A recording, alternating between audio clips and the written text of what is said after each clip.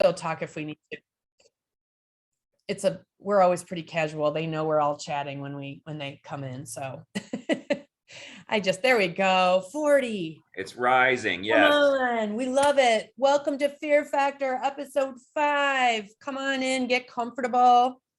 This is a webinar as usual, so we cannot hear you and we cannot see you, unfortunately, as much as we would love to see you, but you guys can certainly sit back and relax. We have some great guests today. We're excited for you, so we're going to give it a couple minutes. Thanks for being here. Keith, you have any big fears that have happened lately that you want to share with the group? Just getting on this webinar today was terrifying, but we're good. We're all settled. Our biggest fear is Logan Phillips, who's our guest, and he has that great smile on him. As per usual. It's all good. Most people that do invite me to speak do have that fear, and I just hope people like you at the end. We're excited that you're here, Logan. It's awesome. For sure. All right. Yeah. My fear is that we went from the most beautiful weather in Northwest Ohio last week, where it was a high of 74 and a low of 60 and no humidity. And then I walked out this morning in Toledo, Ohio, and I immediately melted. And I was like, what happened? So my hair got all frizzy. Logan. Oh, we're gonna make it to 200, I think. We got 194. Get out there. During the summer, we are thankful for every single person that came on board. So we're just glad you're here. This is being recorded. There we go. Somebody's got we made it. There you go. Kent wanted us to know it's going to be in the 90s with a real feel of like 105 in Greater Cincy. Oh, I'm glad I'm not. It's terrible down here. I'm in Cincinnati too. I walked outside. It was like my hair frizzed up as well. It was awful. So Tina from Lucas County's shouting out that she had she was in somebody's that she supports home and they didn't have any AC. Just think you got to leave, Tina. All right. Well, listen, we're going to go ahead and get started. We broke through the 200, which was what we were looking for. Thank you, everybody. And it's 103. So you're here at Fear Factor. Again, for the folks that have been with us, welcome back. We're so glad you're here. For those of you that are new to the Fear Factor, this is as fun as it can be, we try to take a light look at things and fears that are keeping us from helping people with disabilities get employed and maintaining their benefits. Oh gosh, I think there's closed captions available, Kristen. I swear I did this. Hold on. Enable live transcription. I think I did it. Yes, I did. Okay, thank you. I hope you were the person that asked last time. I did do something between last meeting and this one where we should have the closed captions. Please let me know if you're seeing that. I see that. Also, somebody is saying they're taking notes with an app. And if anyone needs a copy, let them know. That's great. Thank you. I get transcripts too if people need that after the fact. So, all right. Well, perfect. Anyways, thank you today. Today's episode is all about stable accounts. We will be doing introductions and then we'll talk about stable accounts for an hour or so and then some Q&A and some next steps poll. So thanks. I'm going to go ahead and launch the first poll to get us started. Poll 1. Always fun to see who's here. Yes, we want to see who's here. So read my poll because I did it in the wrong order just because I like to mess Keith up a little bit there. I like to throw a loop to everybody. So are you an SSA? Do you work for OOD? Are you an other county board staff, family member, person with disabilities, provider, DODD worker? Then there's a second question there. Don't go ahead and scroll down to that. How much have you heard of stable accounts prior to today? So never. I've heard a little bit, but I don't know very much. I actually consider myself fairly knowledgeable, or I might know more than Logan Phillips. Some of you will find out when we do our intros that we were going to have Doug Jackson from the stable account with us, but something came up and he wasn't. And we also have Nate Turner with us, and we have Logan. We have a lot of pinch hitters today, so we're just really glad for everybody that is here. Okay, I'm gonna go ahead. We got 88%. I'll end the poll. All right. So we got who is here and Logan, I'm going to share the results out so we can all see. We have 76% SSAs. We have a few OOD workers. That's opportunities for Ohioans with disabilities. For those of you that don't know, we have some 18% of other county board staff, which often is employment navigators and all kinds of folks. Family members, yay. Thank you for the family members. Shout out to you that is here, and a person with disability is on also. Thank you. We've got a provider and we've got a Department of Developmental Disabilities worker here. When you look at our other question, about 56% says they've heard about Stable, but know very little. The other 40% is I consider myself fairly knowledgeable. And then we have the 1% person who knows more than Logan. And I did not vote, Logan, so that was not me. So there's somebody out there checking you. I don't know. Maybe it's Doug Jackson. Maybe he figured out how to get in. Maybe So, it's me. I don't think he gets to vote. Oh, no, panelists can't vote. So. Yeah, we didn't get to vote and he's here. Yeah, exactly. All right. You want to do awesome. your spiel? It's your spiel, Lisa, on you came up with this beautiful acronym and we always want to tell them about it because we're proud of it. So. All right, will do. So yes, we've called this whole series of things the fear factor. And I'll be honest, it really was after the show and just how scary it is to think about the potential of losing benefits, losing your Medicaid, losing Social Security, just because you go out and get a halfway decent job. But the more that Keith and I talked about it, we realized that we could really make an acronym about that. And it really is about that if we just get the facts about things and we have a chance to evaluate what our best options are, then we can take action and we can get results. And those results are really about people going out and getting community jobs and making a living wage and being able to still maintain the supports and benefits that they need. So that's why it's called the fear factor. Lots of great episodes about it. We'll give you more information later about where to find those. Yeah, and that's basically what Lisa's talking about is the purpose behind these is exactly what she just said. Let's get over the fear of it because it is very, very serious and scary, but collectively all together at the same time with experts helping lead the way, we can kind of get over the initial fears and move into it with kind of like some information that we didn't have before. And that's what all these episodes are about. We've done 4 so far, and they're all housed on the Employment First website. And you can go there. And also, I think there's a link in this PowerPoint, which we'll put up obviously for you to kind of download if you want to, or we'll send it to you. We also have a fear factor working document, which kind of walks you through links and information around all the information we're giving out. And it's kind of a living document. So we add and subtract things as we go along to make sure it's accurate and that you're getting what you need. And we've had a lot of great people show up, probably hundreds and hundreds, mostly SSAs like today, but also we're trying to figure out how to get the word out to families and people with disabilities and anybody else interested in helping us kind of get over the fear factor.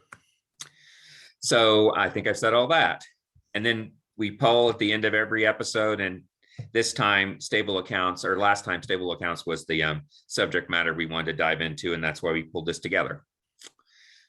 And these are the ones that we've already done, which I said are housed there at the EF website. We've gone through SSI benefits and work, refresher about SSDI. Last time was Medicaid buy-in for workers with disabilities. The first one was maintaining critical services and supports. So, and they're all housed there with the supporting docs at the EF website on that link. We already did that, didn't we? Yeah, I jumped right mean, we're in. ahead of the game. I'm loving it.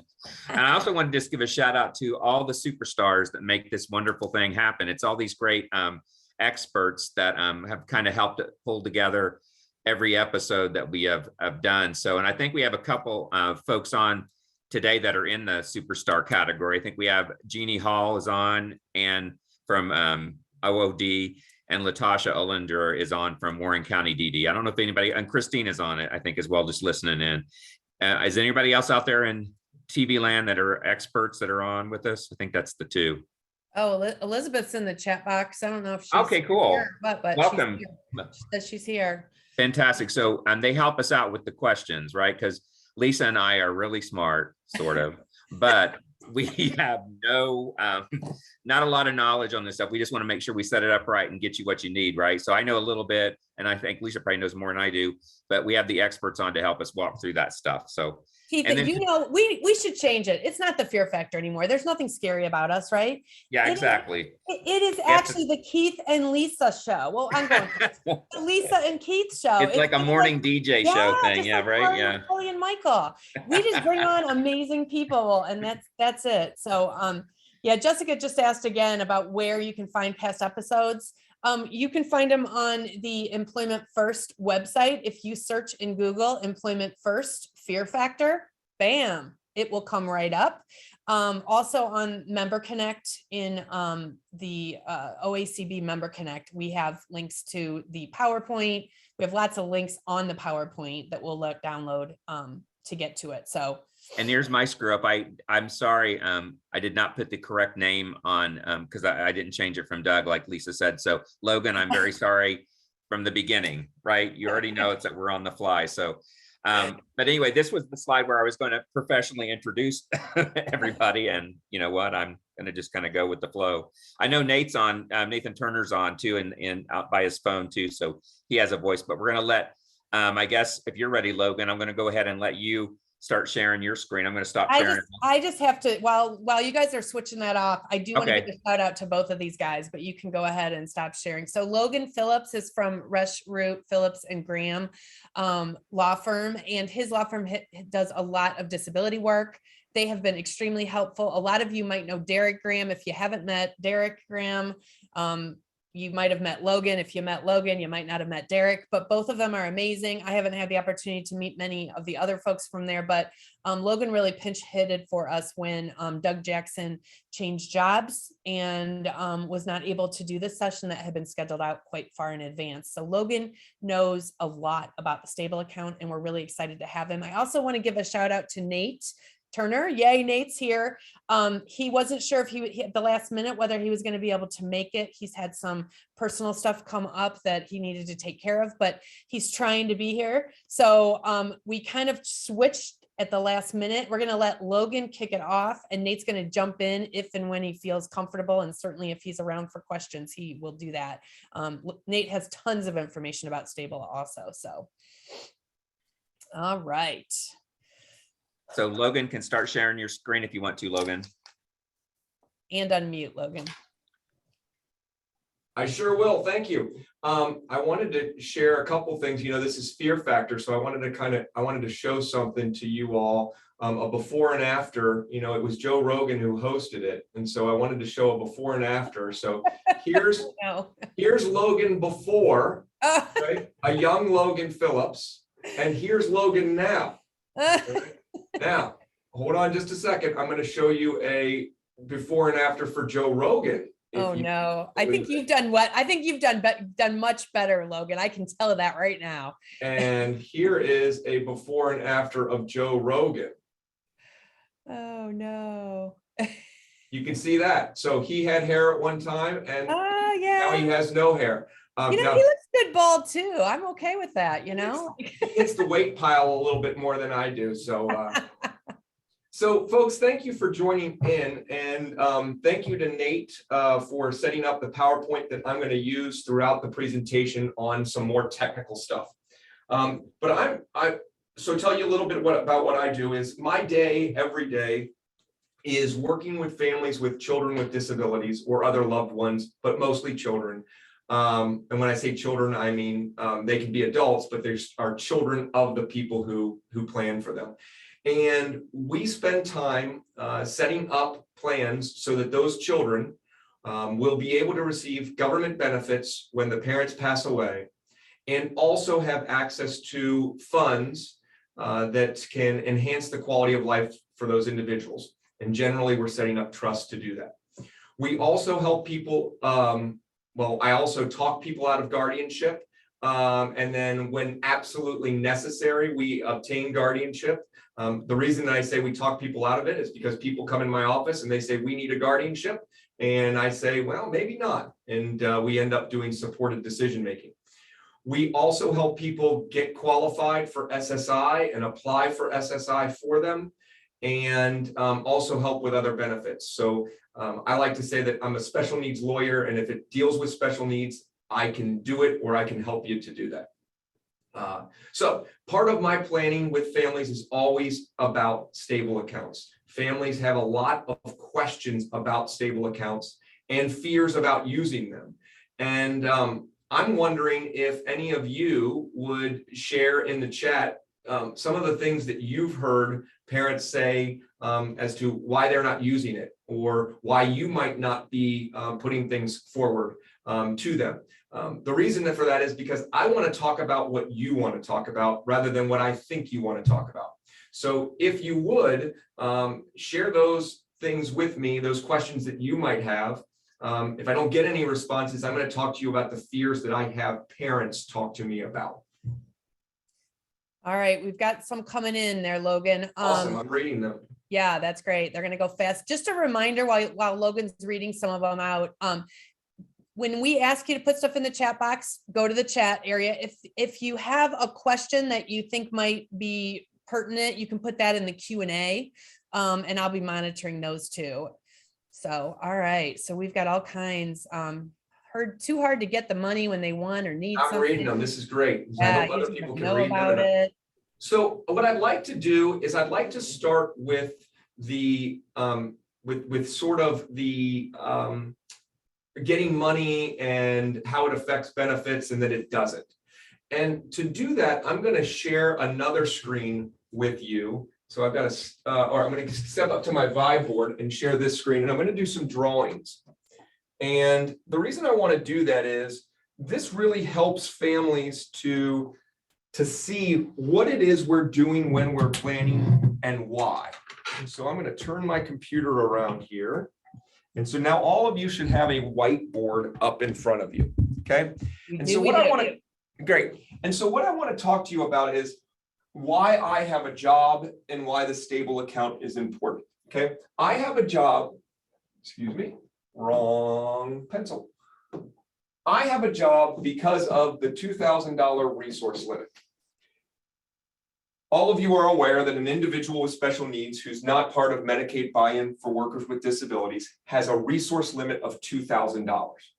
And most parents plan on leaving more than that to their child.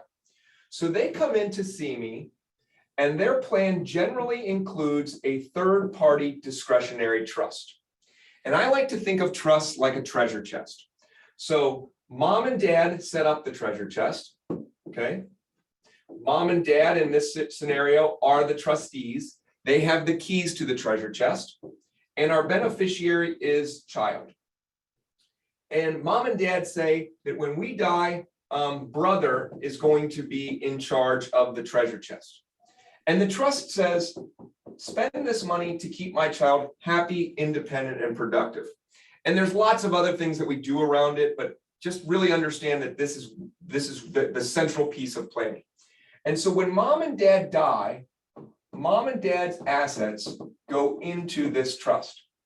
And nothing in it, whether it's 20,000, 200,000, 2 million, or keep adding zeros, will ever count as a resource.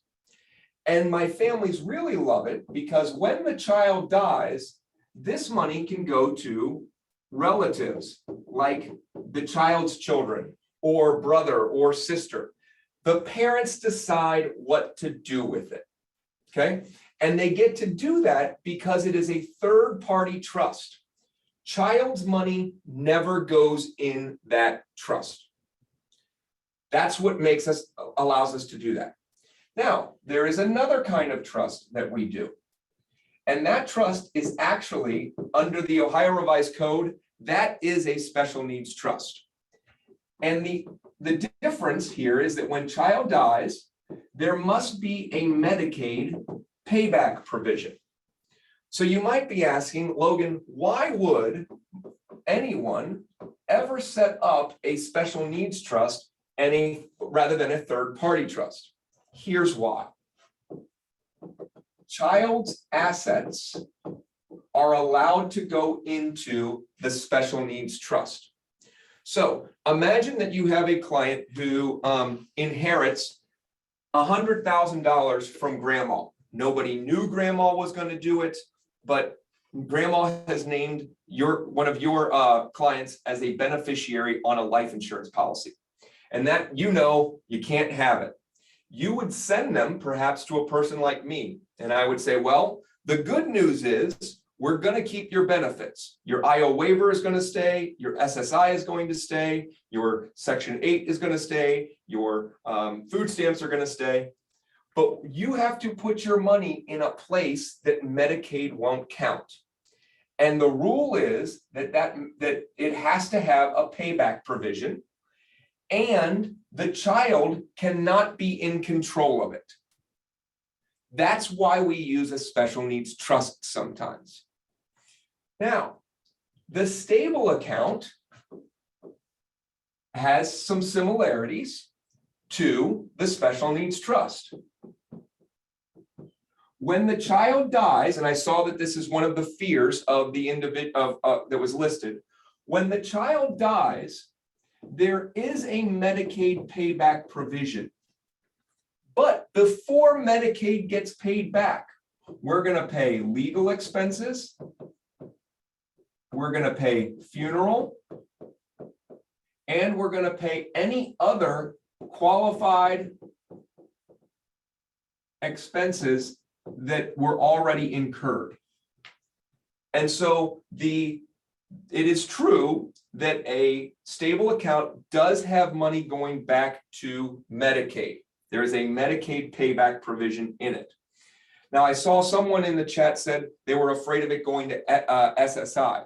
It does not go back to Social Security. It goes back to Medicaid if the individual has received Medicaid services. Now, the stable account, I really like it for one of these purposes. In the special needs trust, child's assets go in, but child doesn't control it. In the stable account, child's assets can come in, but child can actually control it if that person is capable of doing it. So the account, the stable account, is owned by the child. And when I say account, you should know that the accounts are in the cloud.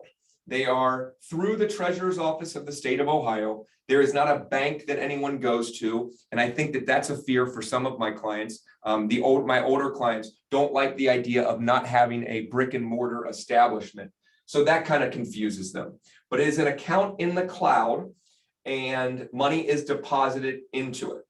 Okay. So the child can be in charge of it, but sometimes not. Sometimes it should be mom and dad or brother.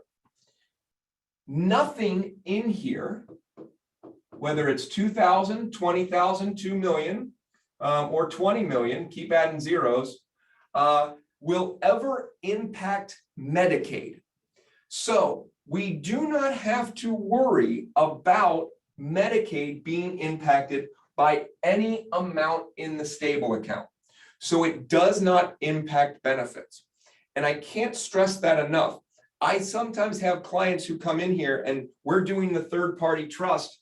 And when I tell them that this won't count, they say, oh, it won't count? And I don't ever say this, but I want to say, yeah, that's why you're here. That's why we're here for that. Okay. We're here because we want things not to count. So the stable account can have any amount of money in it, and it will never impact Medicaid. Now, the money in a stable account could impact SSI. And that's because what I like to say is that SSI has stable account has a soft cap and a hard cap for how much can be in it. Nate, are you answering questions in the chat as we go?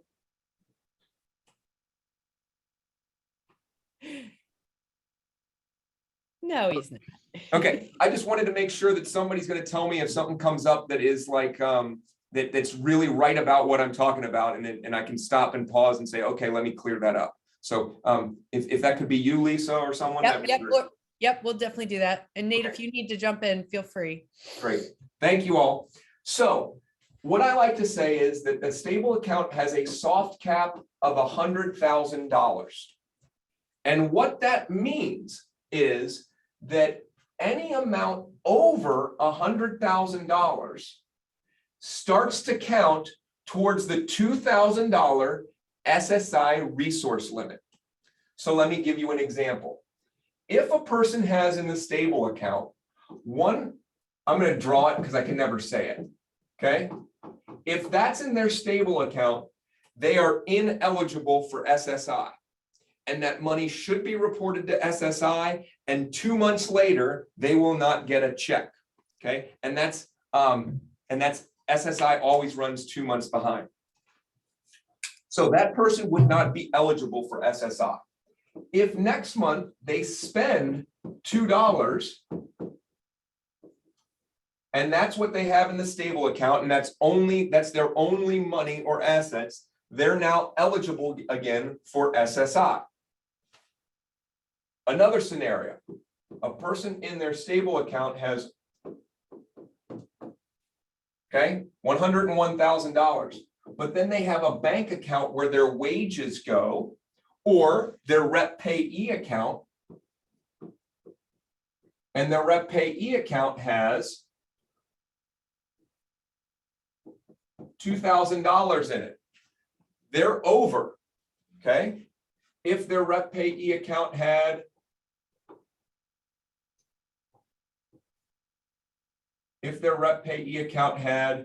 $1,001, they are ineligible for SSI. So any amount over $100,000 counts towards the SSI limit, resource limit. There is also a hard cap, and the hard cap is the same amount that is for college savings accounts in Ohio. And Nate, you know this number. Can you put that in the chat or tell us? I don't know that number exactly because none of my clients ever even get close to that. It's 400 some odd thousand, I believe. I think he said he was just getting clarification about that, weren't you, Nate? Yeah, I was trying to look it up just to make sure that we were precise. The lifetime limit right now is 517,000 in the stable account. 5,000. Okay. You guys are talking about people that got a lot of money. I'm just saying. So here's what I'm going to say. If I have a client with $517,000, they have not listened to what I've said, or anybody who has that amount, because the stable account, I don't believe, is really for saving large sums of money. And I'm going to get into the strategies of what I think the stable account is really good for. Okay. But as you can see, the first thing you can tell your clients is nothing in the stable account ever counts towards Medicaid. And it's going to be very difficult to get into any kind of situation where we're concerned about SSI, because most of the time, there's not going to be that much money in a stable account. And if they get up to that, we should start talking about spending that money, and depending on the unique situation. So for example, if I've got a client who has $100,000 in the stable account, okay, we're going to probably, depending on what mom and dad in most of my clients' situation, what mom and dad are going to add to this third-party discretionary trust, mom and dad should stop paying for things for this individual, and the individual ought to start paying for more. Because if the individual is paying out of their stable account, that means mom and dad aren't spending their money, and their money can go into the third-party discretionary trust, and later, the trustee can put money into the stable account if that's a strategy that we're trying to do to give that individual some independence. Okay, I saw a number of people say that their clients were concerned about getting money out of the stable account. Okay, so the first thing to know is that the stable account has 5 different investment options, and they're all through Vanguard. And it goes from bank safe, which means you're never going to lose money, okay, to risky mutual funds. So you could put it into a growth where you're like, look, I don't, this is kind of fun money. We don't really need it. So if it grows, great. If not, that's fine too. Or some people who might be conservative and they say we want the bank safe model. Okay. The way that you access money from the stable account is almost the same way that you would access money from a bank account. Okay. So there is direct pay. So a person could go on the website and they could direct money to be paid to a certain individual. So they could say, pay money to the landlord every month on the 1st.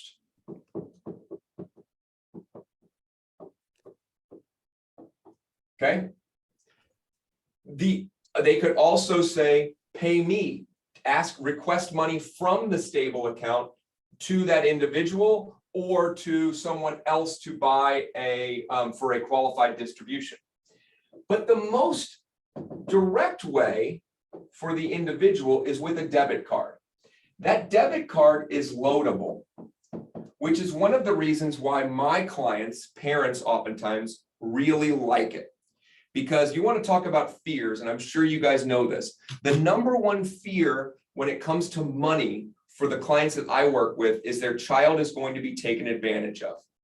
That they're going to go to the mall with cash and someone is going to take it. Or they're not going to get the right change because someone has decided they're going to try to cheat this person. Okay. Or they're going to meet a new friend and the money is going to go towards that. And cash is really kind of difficult if you think about it. First, you've got cash involves symbolism. Okay, that a dime is worth more than a nickel, even though a nickel is larger. Okay, and then you've got to worry about change. That can be very stressful. It turns what could be a fun event into something that's stressful. So parents oftentimes don't want to give cash to their loved one. And then again, too, if we're talking about people under the age of 30, who's using cash? Okay, very few people are. So, if a person with a disability is out with friends, they're the only ones who are using cash. Everybody else is putting their debit card in to pay for the movies. Okay, so I like the debit card because of that. Now, parents then say, okay, well, Logan, what's our alternative? Well, I don't want to give my child the credit card because if he goes to GameStop and meets a new best friend, I'm afraid that everybody is going to be getting a new video game at the store. So I don't want to give him my credit card with a $10,000 limit on it. We'll enter the loadable debit card. It's loadable by the account controller. And that controller, and I saw this question, the controller can be a parent, another relative, a trusted individual, the rep payee, the person who controls the account can be that. It's always owned by the beneficiary. But the beneficiary may not know how to load things onto their accounts, okay? To be honest with you, my wife handles all of our finances. I have no idea what is in our bank account. I have no idea what the password to our bank account is, okay? I am living proof that it's okay that you don't know what's in your accounts, okay? So sometimes individuals, they're not worried about it at all. Mom and dad is a person they trust. Mom and dad can set it up. Okay. Brother is a person we trust. Sister is a person we trust, but it's loadable. So if a person, let's say that she's going to go to the movies, okay, we can load up $50 on that debit card. And that way, if she goes to the movies, she looks just like everybody else because her debit card says MasterCard on it. And she gets to use it just like everybody else. You insert it and it's done. And if there is the opportunity to be taken advantage of, we only have $50 in there that could be accessed. So we're safe there. So I really like that idea. So those are the two ways that that are the most frequently used access points for money in a stable account. So I hope that, you know, those clients that you're going to work with now don't have that concern about the money. Now, I will tell you that this is not instantaneous, okay? There is a lag time between loading up money on the debit card and when it is able to be spent. It's not like, you know, there is a lack of spontaneity when it comes to using that debit card. I know that that is a pain point for individuals, and that the stable account is aware of it. If Doug, I'm not sure what they're doing right now to do that, but I know that they are aware of that pain point for individuals. Now, Lisa, can you tell me? I know that a lot of things popped up. So I just so you know, so you don't try, I encourage people to put questions in the Q&A instead, just because it's easier than some of the comments. So, you know, some of them, I'm not sure which ones, how do we know who is in control of someone's stable account? That might be an easy one to answer. Okay, so the account, well, the account holder is by default in control, okay, because they are the owner, unless somebody has the login information. So when we talk about who has control over it, it's really the person who has the login information. Mm-hmm. Now, if you don't know, you know, I'm not sure about that. To get access to that, you know, who knows who has the amount of who knows who has access codes. But the person who is the account owner and also the beneficiary would have a right to know and should know whether they've authorized someone else to be a person on their account. Because, and then why would they know? Because that person is either going to be the guardian or someone that they have authorized themselves, either verbally saying, yes, I want you to do it, or through a power of attorney. Yep. But I would say to you is if a family member is not sure who's in control, you probably don't want to put money into that. And you might even look to say, okay, something's gone awry. I'm going down through this parade of terribles. You contact the stable account folks, and maybe you open a new one and close the other one to transfer it into a person that you don't know who is controlling it. Okay, thank you. I was trying to see some of these are in your basic, like what are specific qualified distributions? What can the Great. I see them. This is terrific. So I'm going to go to Chris's question. How involved does the individual need to be in the process of opening a stable account? They should be involved to the extent that they are able. Okay. So for example, if a person is someone who can communicate their wishes, they should be involved if they would understand how a stable account works and money. If the individual is a person who has a guardianship, then there is no legal reason that the person needs to be involved, but I believe they should be involved to the extent possible.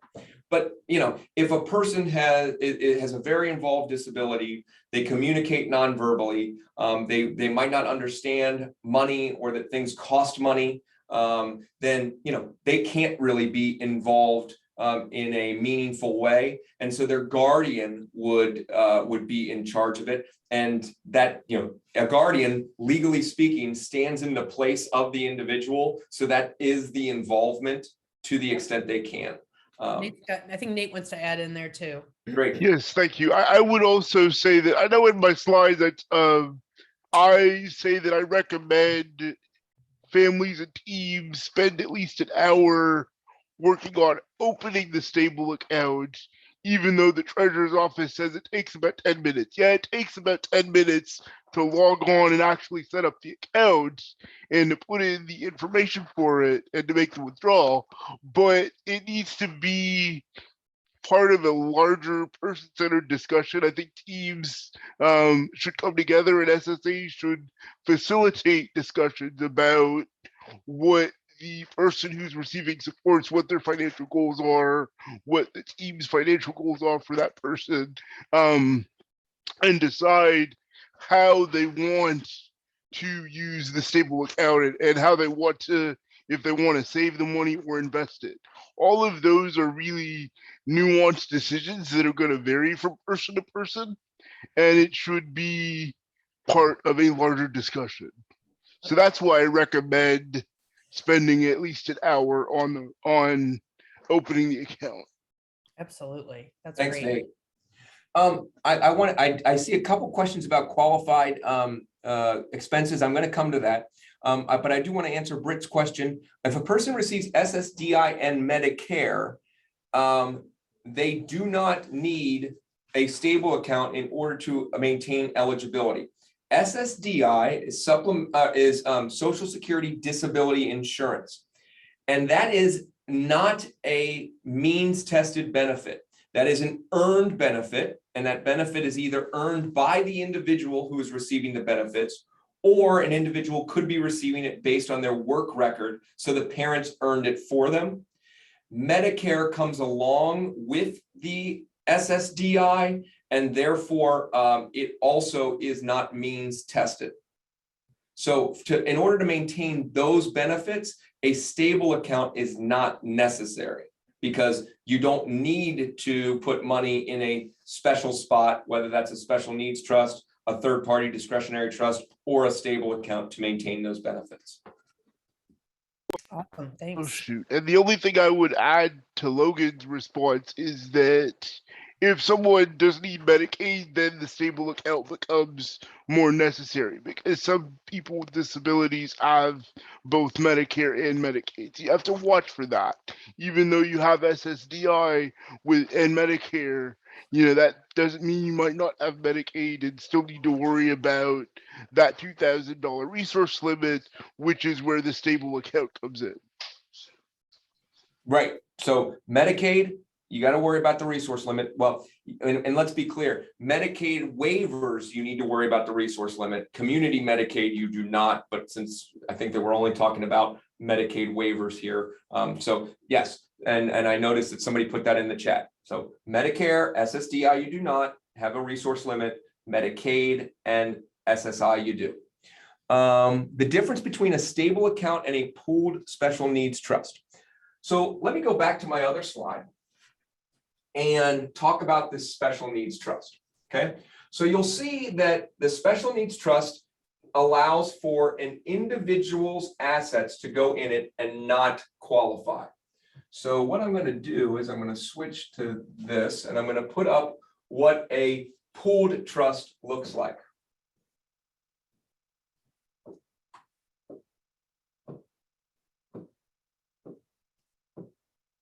So a pooled trust has a large S&T, sort of, okay? And within it are small other treasure chests.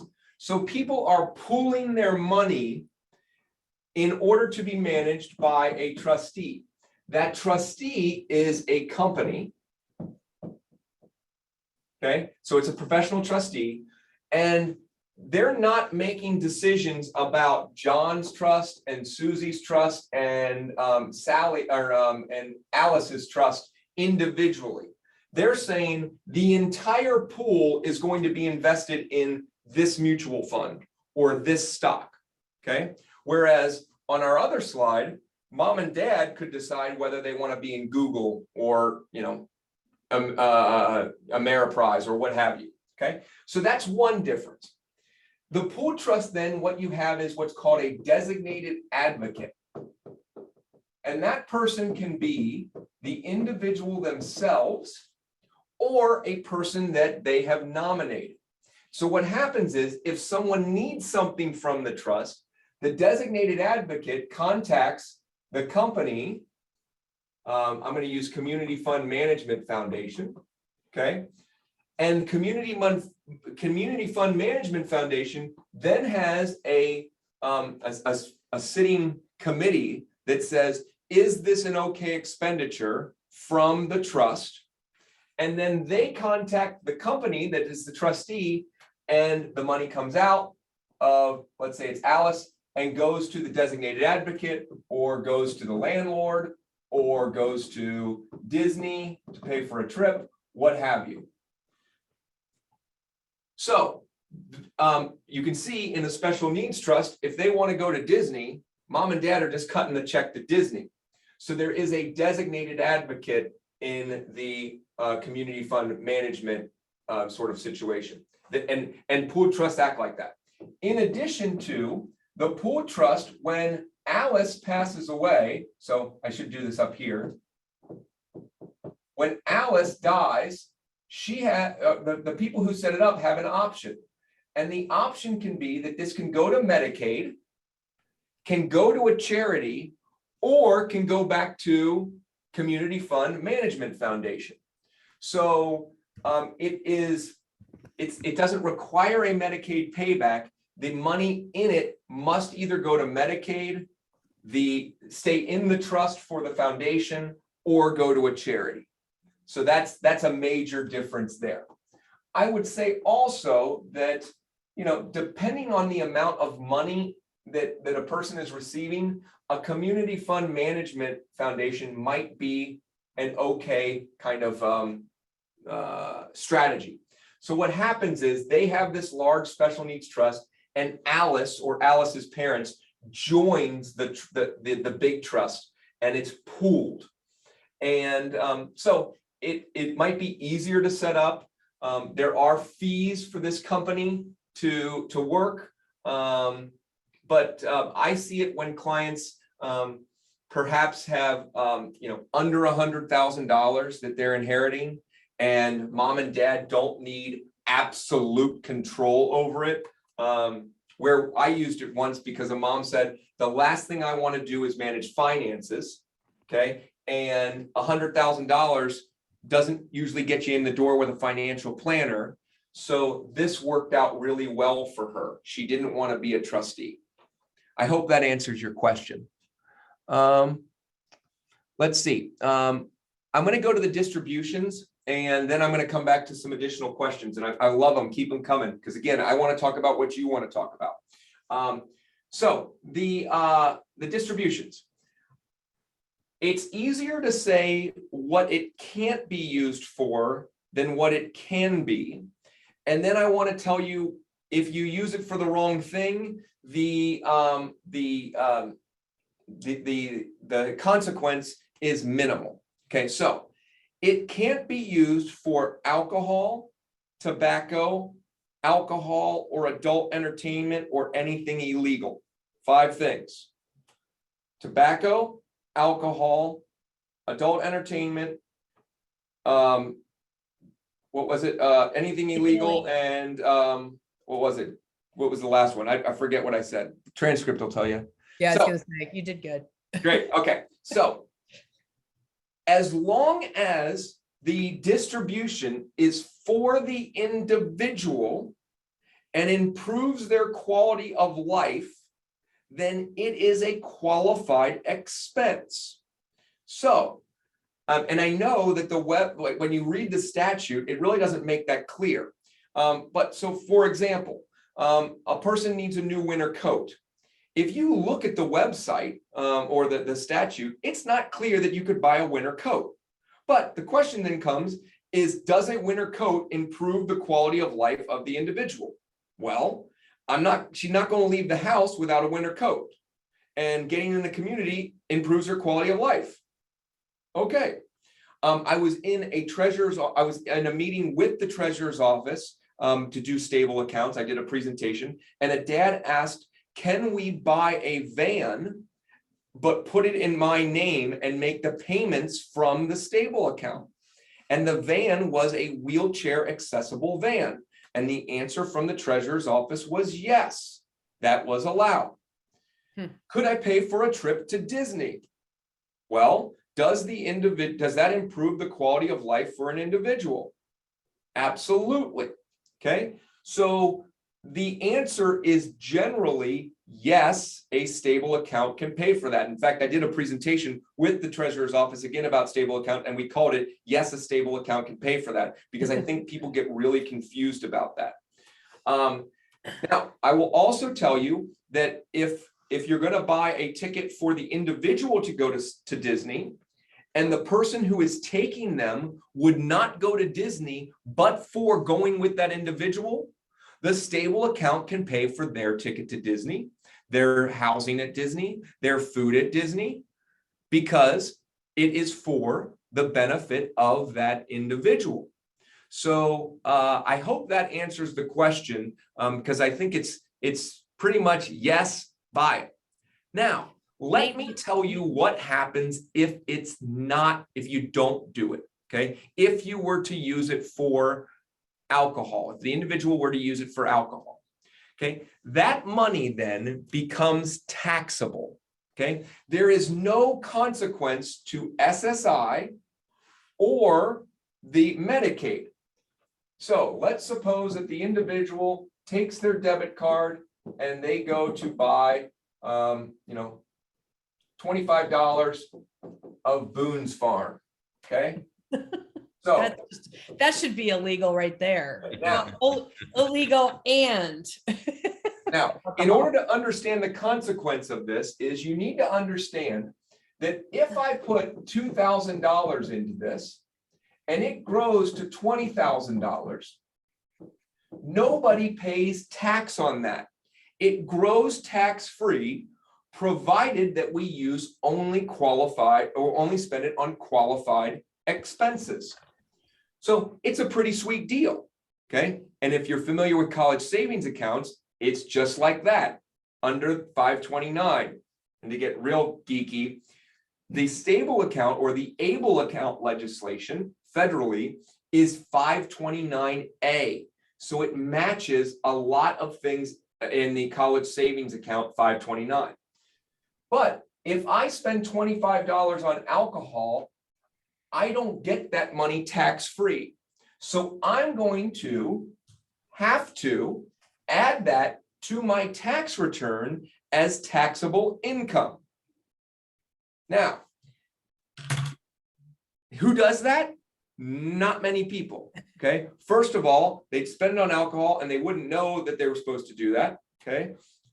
Or they don't file an income tax return because they make too little money. So the consequences of spending it on something that is not a qualified expense are minimal because of the very nature of the fact of the IRS cares, okay? Nobody else cares, the IRS cares. So that's the consequence of it. All right, And Nate, plus- Nate, I think Nate has his hand up too, Logan. Great, Nate, go ahead. Okay, hopefully I can, am I unmuted now? My mic You're was good. doing strange things. Nope, Okay, you're good. so I wanted to ask Logan, or maybe he could talk a little bit about this while we're still on the topic of stable accounts and trusts. So that the stable account can, or I'm sorry, the trust can contribute to the stable account. So one of the things I hear families with both do, they'll have the trust contribute to the stable account to give the person with a disability the opportunity to, to spend money on things that the stable account can actually spend money on, especially shelter, and some other things. And so I think it gives the person with the disability also the freedom to make some of those purchasing decisions without having to go through a trustee. Yeah. And I think that's a really valuable point to make here. I love it. Let me expand on that. And then I'm going to come back to these questions. Okay. So imagine that mom and dad are putting in $200 a week in the stable account for their daughter. Okay. So $200 a week goes in the stable account. And they do that because they want her to have some spending money, learn financial responsibility, and just heck, have fun. So the debit card has $200 in it. And mom and dad are doing that every month. But mom and dad die. So mom and dad can't put money into the stable account anymore. But when they work with me, they're going to do a third-party discretionary trust, and they're going to do a roadmap for care and support that we're going to do together as part of our planning. And in that roadmap, they're going to say, we put $200 a month in a stable account. So that now when sister takes over as trustee, sister knows that every month she needs to take money out of the trust and put it into the stable account for her sister. That's powerful. And that's how we continue to have the independence put in place, that's been put in place, continue to go on. Nate, does that highlight what you were talking about? You're muted, bud. Oh. Yeah, now we can't hear you, but it doesn't look like you're muted. Well, we'll come back, jump back in. I tried. Oh, Okay. there you go. Great. Okay, yeah, I'm not sure what happened there, but I wanted to remind everybody too that in Ohio, the first $4,000 that a person contributes to the stable account is actually tax deductible on state income tax. So that's helpful. And I've heard a lot of families contribute the first $4,000 to the stable account just to access that benefit. Yes, I have clients who do that. And so let me go back to this. When a payee stops being a payee and a new one takes over, how hard is it to change this? Well, you are dealing with the Social Security Administration. So that tells you a little bit, but it's really not. It's a form. And if you have a day, you go down to the Social Security office and they'll change that. Logan, I think I guess I read the question different, was that maybe that goes to the question of, can a payee be operating within a stable account? Like, how hard is it to change who's helping somebody on a stable account, is how I read that. It is not hard at all. Yeah. And in fact, as long as the, if the payee stops, then there's probably going to be exchange of account information for the payee account. So then there also should be an exchange of information about the stable account, including password and login information. Okay, great. Thanks. Tanya, an individual received life insurance payout and 401k from her, or 401k from her husband when he died. She is now over-resourced, Medicaid, and can't get a waiver. If she puts it in a special needs trust, when will she become Medicaid eligible? Is there a time frame?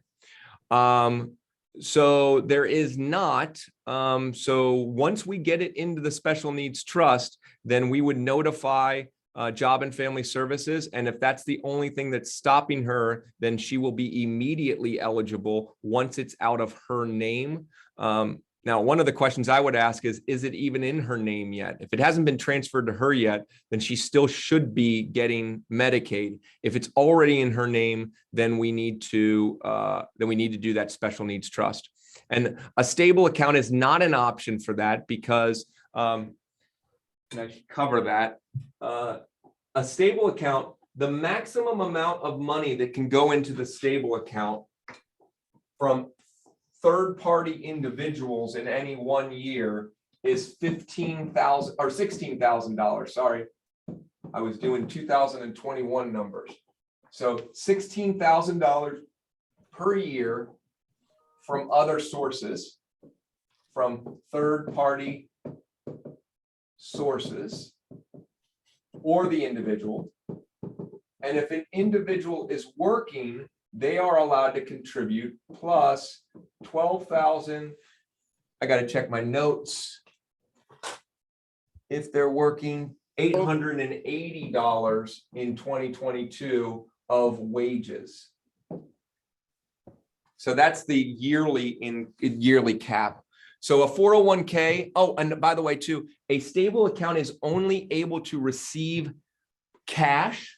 So it has to be a distribution of cash, which again, most families are going to leave more than $15,000 to their loved one, and they want to leave things other than cash. So, a house can go in here, a car can go in here, a house can go in here. Oh. So a stable account is not great for that. Let's see. Christina, for waivers, does the individual just need to be concerned about assets resource limits? or do they also need to be concerned with meeting the income requirement for folks that work? Well, first of all, folks that work have a higher resource limit. If they are working, they can qualify for what's called Medicaid buy-in for workers with disabilities. And their resource limit in 2022 is $12,555. But generally speaking, income is not a problem for individuals that I work with that are receiving a waivers, because we can always do something with the income called a qualified income trust. And there are special income limits in Medicaid. So most of the time, for the individuals that I'm working with who need to get a waiver, income is not an issue. Yeah, Income. Logan, I would refer them also to our past fear factors. We've talked a lot about those topics of income. So they might want to go back and watch that. We've done entire fear factors on the qualified, work incentives and all that part. Awesome. So. Awesome. One more thing I'm going to put in chat. Sorry, it's Keith. I'm going to put in chat that the Medicaid buy-in information that comes from Medicaid itself. It's there. You can download it if you want. Thanks. Sorry. Oh, and thanks for the Katie for telling me I had the 2020 numbers in my head. So thank you for that.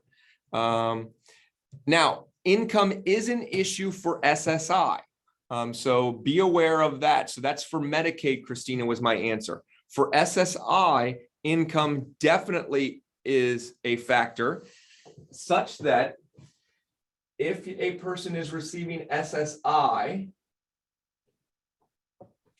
they will go off SSI if they go over 841 times 2 plus 85. If they have income of 17 or more, they are not going to get SSI. And that's because SSI, after $85, starts to reduce the SSI payment. So for every dollar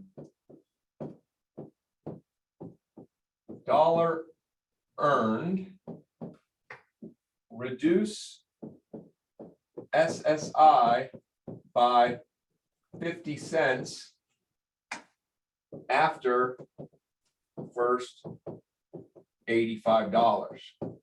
So income is an issue for SSI, but generally speaking, not an issue when it comes to Medicaid waivers. And again, watch that fear factor on income. I'm actually going to watch it too, because I'd like to learn more about that. All right. Great. No open questions. Yeah, look at you. And how long are we going to go? We have, what time is it? It's 2:03. So Half an hour.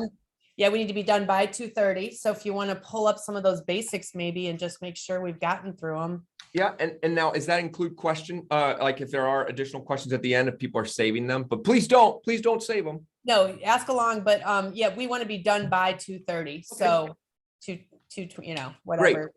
So the fears that I hear my clients saying, and again, I want to, again, you send me yours, but the fears that I hear my clients where the stable account kind of meets it is, number one, will they lose benefits? And the answer is no. The purpose, and it's really easy to succinctly say that, the purpose of the stable account is to save benefits. Okay. Second, the fear is they don't like it because the money is going to go back to Medicaid. Yes, but that's only if there's money in the stable account, and when the person passes away, and if the money is in the stable account, it can pay for legal expenses, including the probate matters and anything that goes along with that, and a funeral, and any qualified expenses for goods that have already been purchased. So we're only going back to Medicaid if there's money left. And then after Medicaid is paid back, it goes through probate court, and then would follow the individual's will if they had one. And if they don't have a will, then it's going to go by Ohio law. And Ohio law says that if a person dies without a will, and doesn't tell us where they want their assets to go, then it's going to go to parents first, then siblings, then nieces and nephews. So that's what happens to it. So legal expenses and funeral and other qualified expenses, then to Medicaid, then it goes through probate court and will follow their will. If they don't have a will, parents, siblings, nieces, and nephews. Okay. Now, I'd like to give you an example of where I fell in love with the stable account. I fell in love with the stable account with a client of mine named John. John is a person who works at a grocery store, and he collects carts and does other things around there. And John is working today. It's 100 degrees out there, I think, and hot. So hot that my hair got frizzy this morning. My beard was way out here until I got it under control. So John loves to go on tours, okay, historical tours, and he's a person who can do that on his own. He can stay in a hotel, but he also receives waiver services and did receive SSI.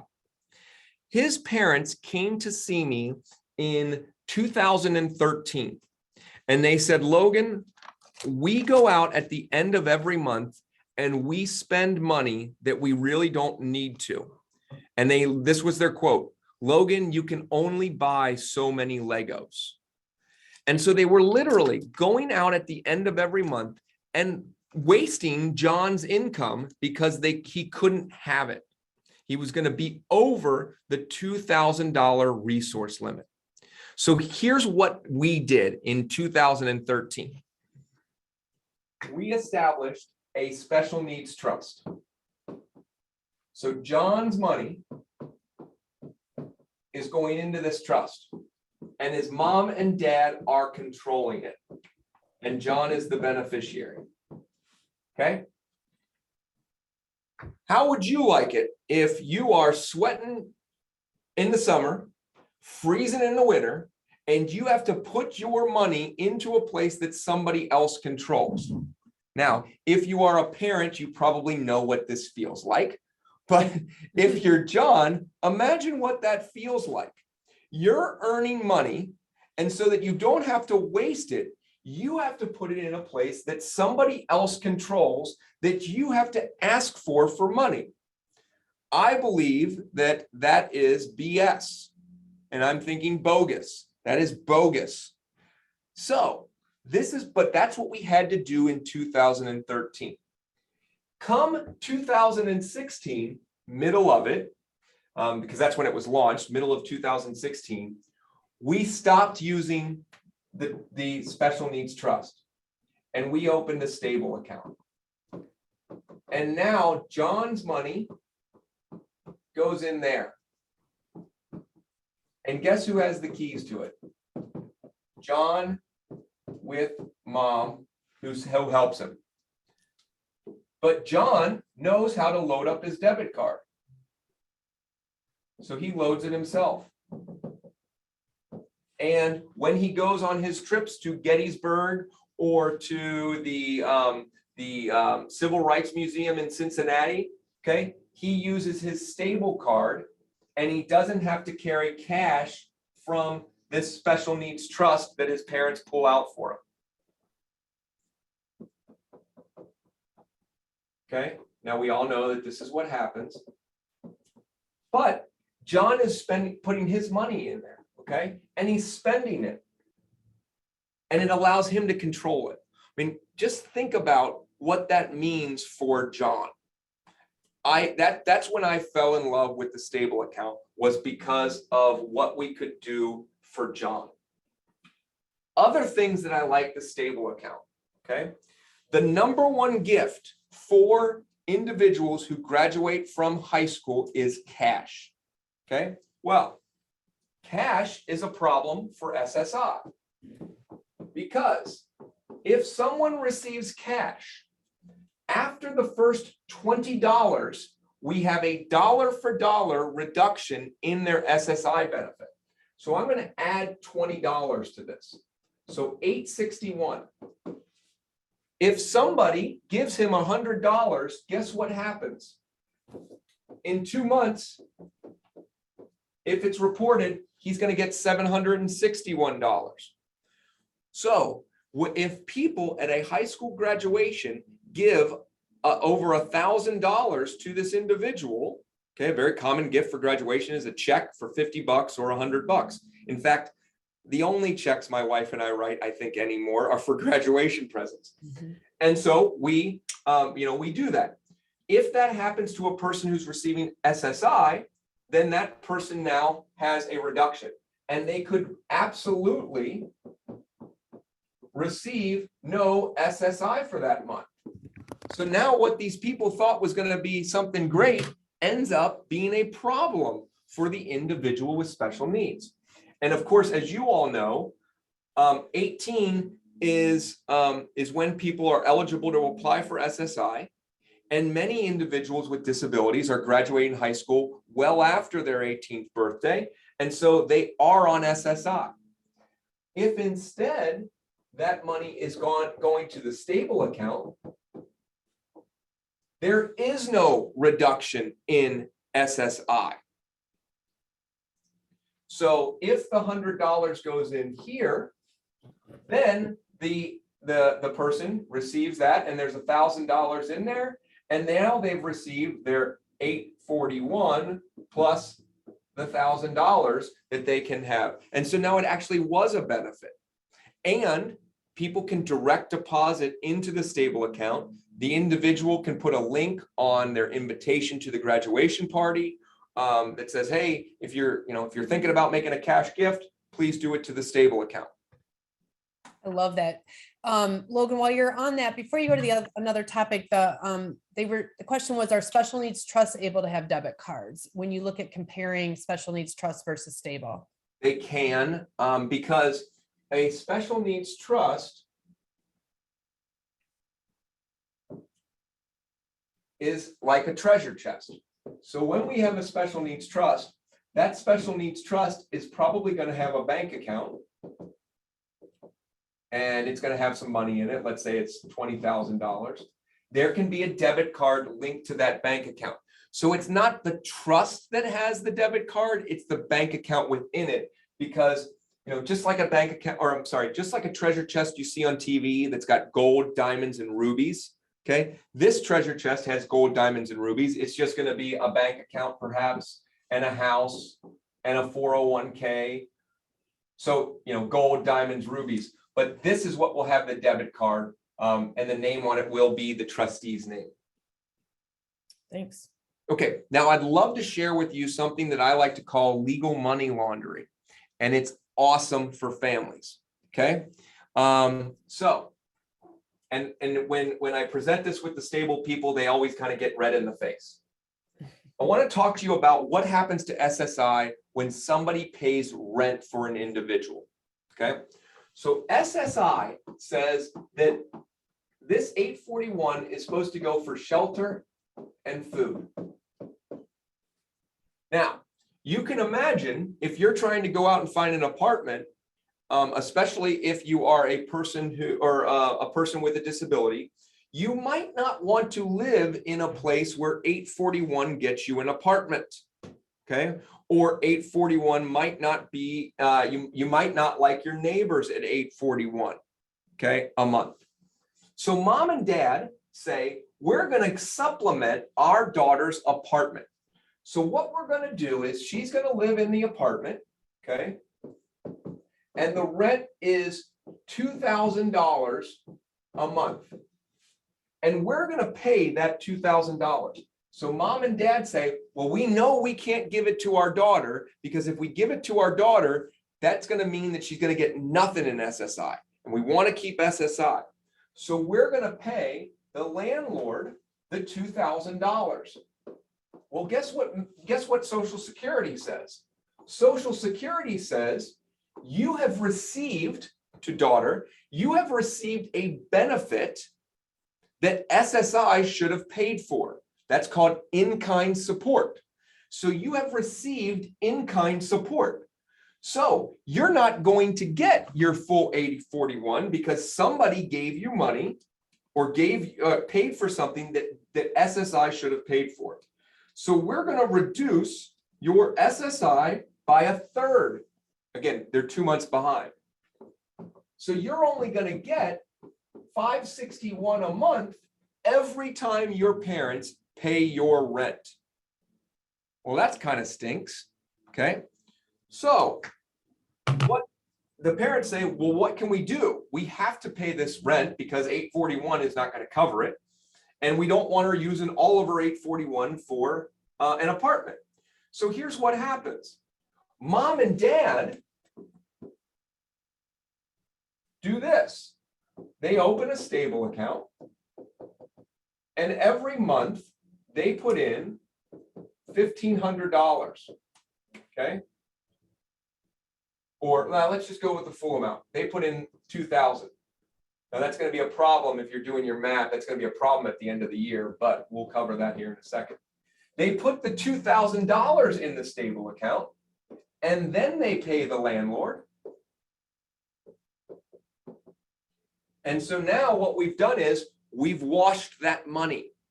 We've taken dirty money and we've cleaned it through the stable account, because nothing in the stable account or that comes out of the stable account counts towards SSI. So now we can pay the $2,000 to the landlord, and she gets her full $841 per month. Now, there's going to have to be some budgeting here, because you can see that if they do $2,000 times 12 is going to be $24,000. So they're not going to be able to do it every month. So what they're going to need to do is figure out how much they can put in and then use part of the $841. Okay, but $2,000 is a pretty darn nice apartment. So that's the way we can use the stable account. And that's a very powerful way for independence, because, you know, $841 is not a lot of money. And then when you consider that you're going to get down to $561, that's really not a whole lot of money. So we want to maximize that. So I really like that for parents to be able to do for their individuals who are going to seek housing in the community. And I've also heard success stories where you know, people who need more help caring for themselves might, you know, still need to live with relatives, and then they end up paying rent to the relatives, and then the relatives put the rent into the stable account to support the individual. So that's another way to do it. Great. Thank you, Nate. Oh, great. Anonymous attendee. You just covered what I didn't even see the question. So it's exactly right. What you're saying is that if the person pays utilities, rent, or food, it's counted as income and can reduce it. We use the stable account for that. So anonymous attendee, we're going to do some money laundering through the stable account. The accounts that use a loadable debit card, what if the payee does not use debit cards? Sorry. Or what as the organization that is the payee does not set up debit cards? I don't know the answer to that. I am not a boots on the ground person when it comes to representative payee companies. I don't know if any of them offer debit cards. I'm sorry for that. I don't know. Well, and again, I would go to that I'm not quite sure what the question is, but if you're asking, is there another way to get the card if you don't want to use the loadable debit card? Yes. I mean, you can transfer money out of stable into a bank account. You just don't get to track what the expenses were then in the same way. You understand what I'm? Yes. And if let's say that the payee gives the person the cash, you could always put that into an account and then have a debit card attached to that. Yeah, Travis, you might want to follow up with a more specific. We're not quite sure what you mean, but even though the loadable debit card is definitely the safest option with stable, but I've had clients that just transfer the money into their checking account when they need it instead, and then they spend the money, and then, you know, it's similar, but it just doesn't have a tracking system then to see what you spent the money on. Yeah, folks love my law partner loves the stable account for his daughter because now he doesn't leave cash on the table for the providers to use to get her out in the community. He loads up the debit card, and then he can know exactly where they went. They don't have to keep receipts. it just makes life a whole heck of a lot easier using that debit card. So I really like that. And I actually hadn't thought of that until just now. Anonymous attendee, why is mom and dad paying for that and different? I don't know. Ask our legislatures. There's a whole lot of things that I don't understand about why we do that. Why is it only $841? I mean, why is it $2,000? Yeah, I was gonna say, I'm this not is a good making- one, I'm though. I'm not making light of your question, but boy, is the government kind of screwed up sometimes when it comes to what we're doing in the disability world. This is interesting about if a stable account affects the 811 program. I don't know if you know that, Logan. Well, For so some- can someone receiving housing qualify for a stable account? Well, great. Nate, I know that you worked really hard on your slides about, I think that there's a slide there about qualifying. I don't know whether you want to take that question, because I know that you know that information really, really well about qualifying. I mean, I'll let you answer no or yes, and then I'll answer it if you don't want to. I don't know for certain. I would want to look it up to give a very precise answer. But most of the federal benefits are not impacted by money that is in a stable account, which would include HUD programs. Right. And I'll follow up with that when it says qualify. So qualifying, you just have to have a disability. Whether it will impact that benefit, I don't know, but I'm going to say with very, very strong, as much as I can without saying absolutely, I can't imagine that it would be impacted by that, because the most sensitive to money for anything, any government benefit is SSI. And if SSI doesn't count it, I can't imagine that anybody else would. The stable account people would know, or they'll find the answer. And I will tell you that too. The folks at the stable account, when you dial that number, you're talking to somebody in Florida, and they're very helpful with getting people set up or anything like that.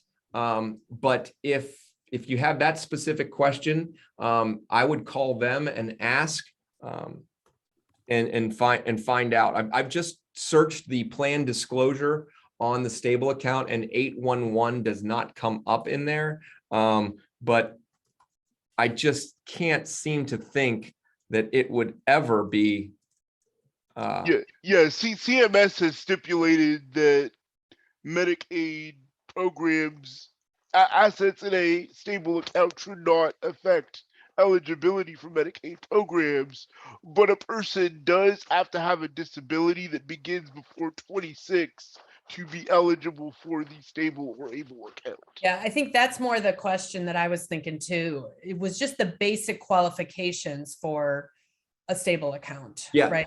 So a person has to have a disability, and they can have proof of the disability, but nobody's going to ask for it unless you get audited, or you can self-certify through the program. And actually, Stable Account has a test on their website. If you go to their website, they actually have a test.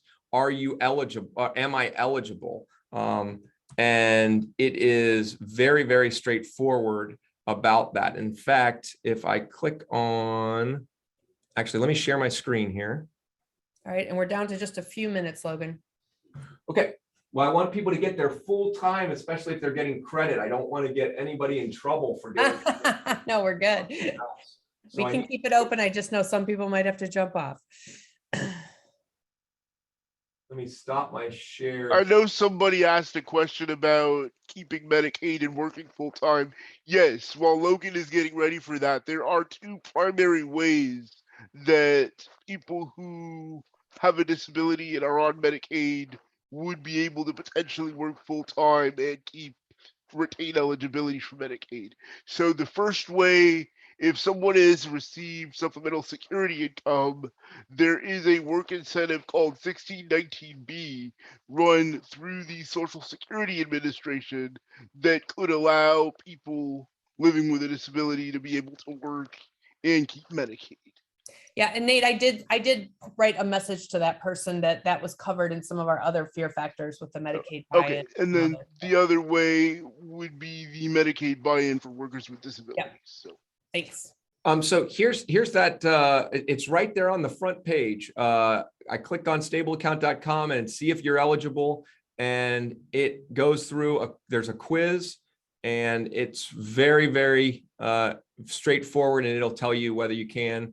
And again, it's self-certification. They talk all about that. So I would encourage you to go on that if there's any questions related to the disability, but I can't imagine that there is a problem with that, because the plan disclosure for stable account says that the purpose of the ABLE account was for people to be eligible for under federal means tested. Okay, so let me go back to this. I want to read it to you.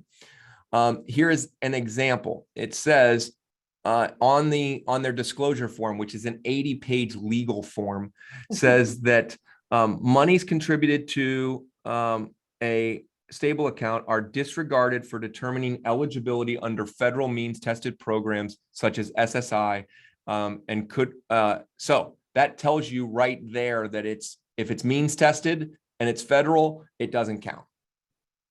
All right, well, we're going to go ahead and do our poll. Logan, you're amazing, and we could have you on here for another hour, and Nate would have a whole nother one.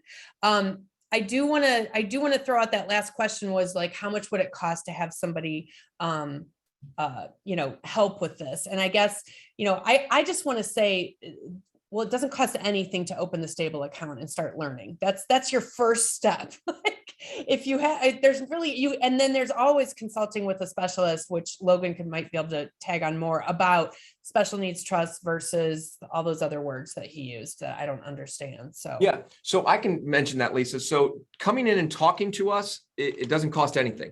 But generally people come in and they end up working with us because they realize that, hey, we've been putting this off and we need to do it.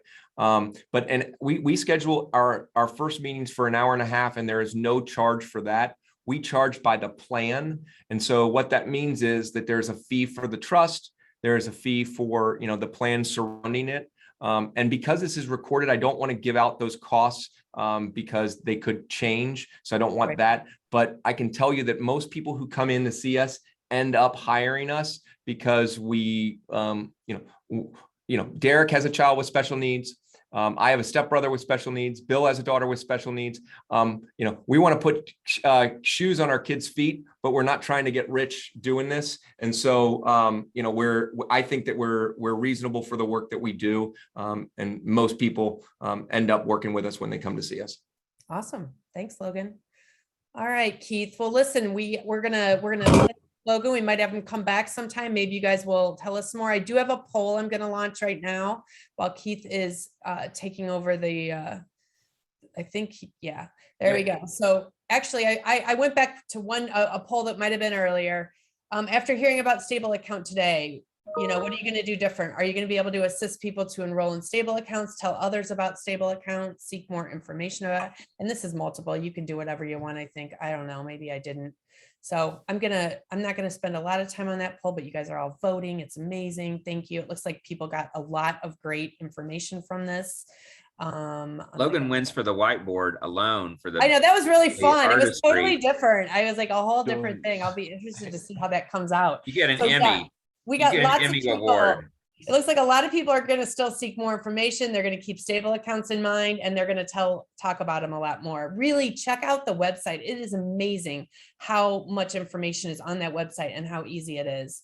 Another poll for us for the future, because we have more of these sessions scheduled, is what do you want to learn more about? And maybe you're going to say other, because you're going to want to hear more about stable and trusts, and we don't have that up there, but there's the PASS program, there's benefits analysis, ticket to work, DD 101, more work incentive talk, which I know a lot of you guys talked about that today, income and benefits outside of SSI and SSDI or other. And it's DB 101. We made a mistake on that one. Sorry, but that's my okay. bad. That was It's a just typo. it's the Ohio disability benefits where you can go to do some of those calculations. Yep. Bad hearing. I'm old and I'm in the DDs. Nobody's blaming anybody. We're just all overwhelmed.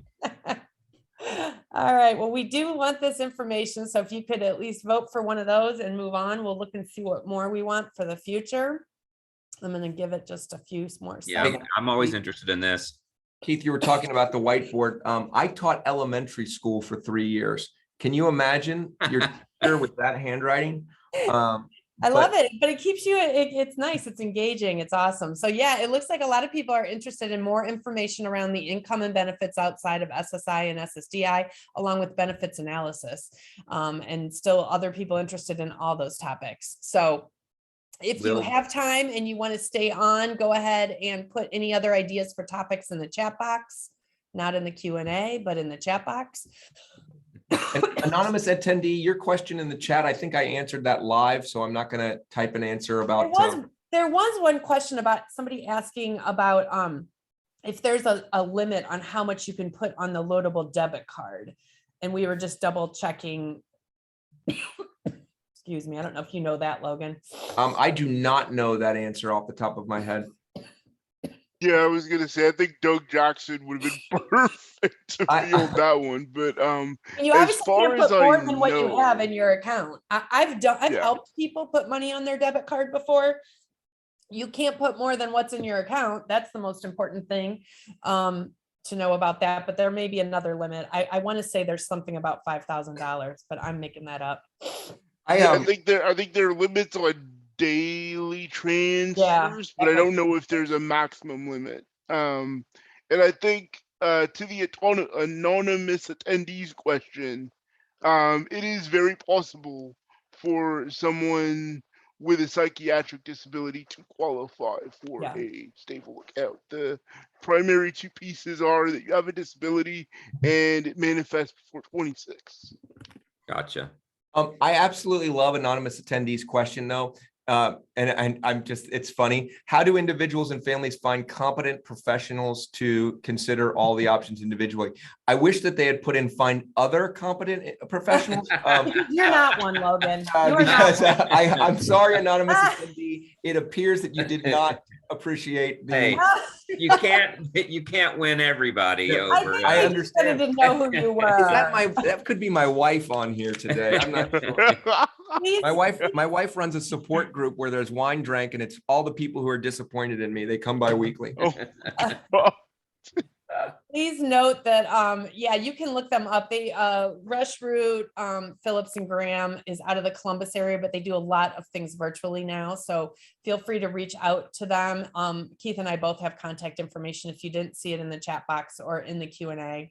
And I'm gonna have to talk to Nate. I'm not quite sure what our PowerPoint for today is gonna look like because I don't know. We used a whiteboard, but we will see what we share out with the PowerPoint. We definitely will be sharing the recording. I think I could take some of the information that Logan and they had, and we could put it into that doc that we keep updating. So if you have like links or information you want to, that's kind of in response to some of the things we said today, just send it our way and we'll put it in that document and then send that out again. Is that cool? Yeah, that's perfect. I love that. We really want you to check out that document. It is a very living and working document that, and Logan, if you get questions, the document that Keith has created and is on that website, it really has up-to-date information about and links to all kinds of things for SSAs and family members to check out as things change with all of this, because it does. So where is that now? It's also on the Ohio Employment First website under Fear Factor. Oh, great. Awesome. Yeah, I'm definitely going to look at these fear factors because I definitely want to learn more. Yeah, we're crazy. Well, awesome. Well, thanks. A lot of you hung in everybody. there. 160 people are still on because you guys are so great. I think we're good, right? We don't have nothing else but the poll, right? I think that's it.